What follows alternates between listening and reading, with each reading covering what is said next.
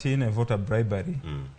Sani wangi chik mokal en chik ma relatively new onyen. Ilungoni the Bribery Act of 2016.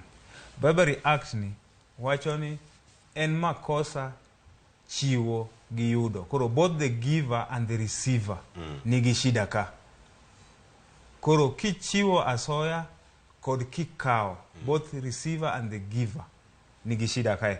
Mano ni Bribery Act. Koro ka temo link up gi voter bribery the coming elections. It's a common election offense worldwide. Oken gima timre Kenya kende, en gima timre pinte. Kata siasa kata election mar America. Benentia allegations of voter bribery between Trump gi President Masani, Joe Biden. Koro wan gi chike ma deal gi voter bribery. And chika chiel mokongo in the Bribery Act. Wanyaka gi Election Offences Act. Election Offences Act kingyo Section 9 to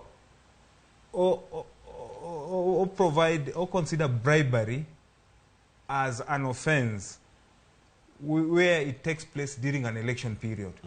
Koro both where bribe is given to influence a person to vote for a particular candidate. An offense.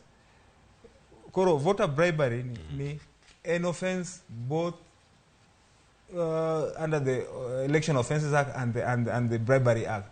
Sani golo wenge wa oko.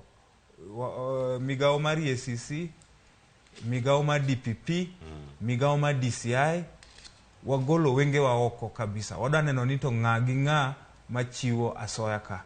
Nikech manobe is a way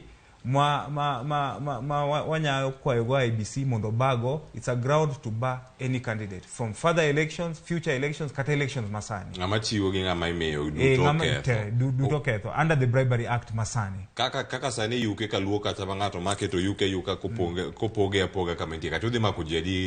Kata